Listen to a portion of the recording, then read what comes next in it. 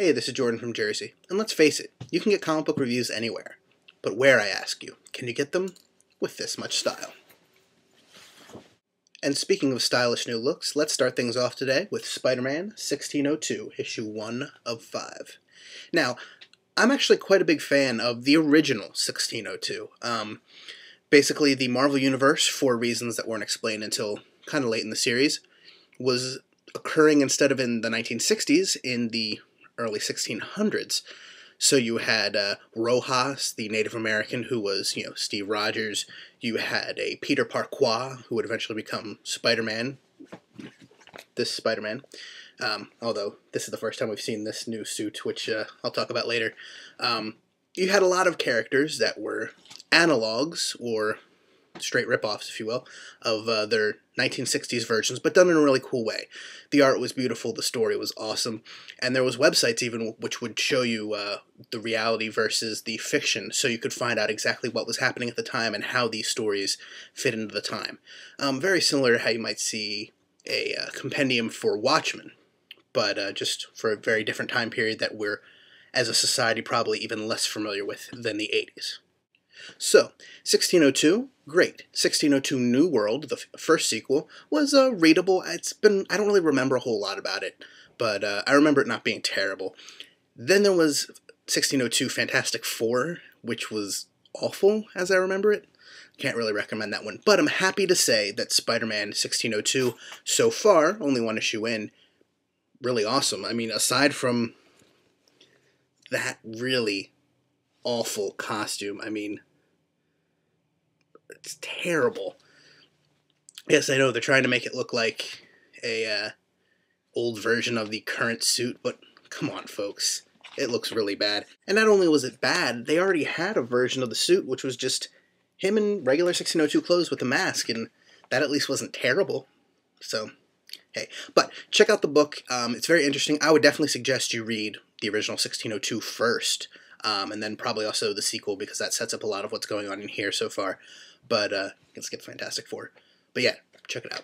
Next up, we have Deadpool, issue 16. Love that cover, by the way.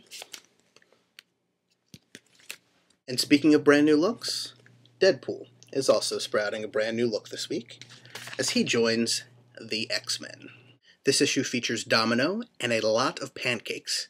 And if those two things aren't enough to make you buy this issue, I really don't have anything to say to you. Sorry. Next up, we have Cable, issue number 19.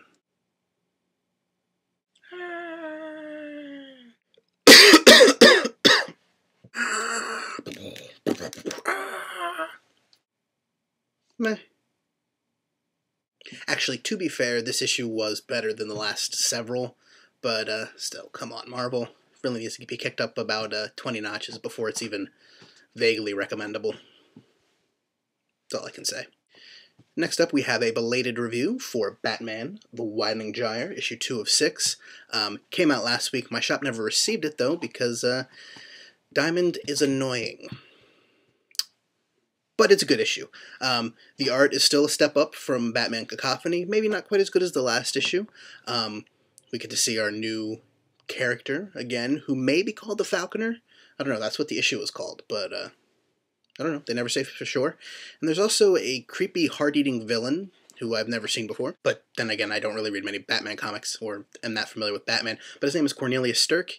He's creepy, and good issue. And next up, we have The Amazing Spider-Man, issue 608, which features the return of Damon Ryder, Raptor.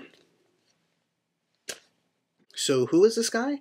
Well, apparently he and Ben Reilly, the clone, or maybe not, of Peter Parker, had a very Spider-Man and the Lizard relationship back in the 90s.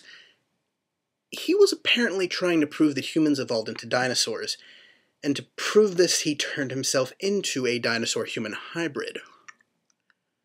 Yes, I did say that, and that is what the book said, which is really dumb. Really dumb. However, with that very odd backstory, the writing does do its best to make up for it with witty dialogue. The dialogue was good. And the art was passable, if a little 90s. A really cool thing, Kane showed up at the end of the issue.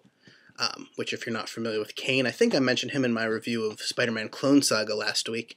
But yeah, clone of Peter Parker. He has a clone degeneration. Generally awesome, looks like a biker.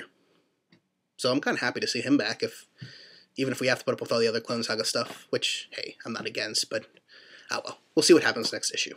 And finally this week, we have Dark Reign the List, Secret Warriors, the one-shot.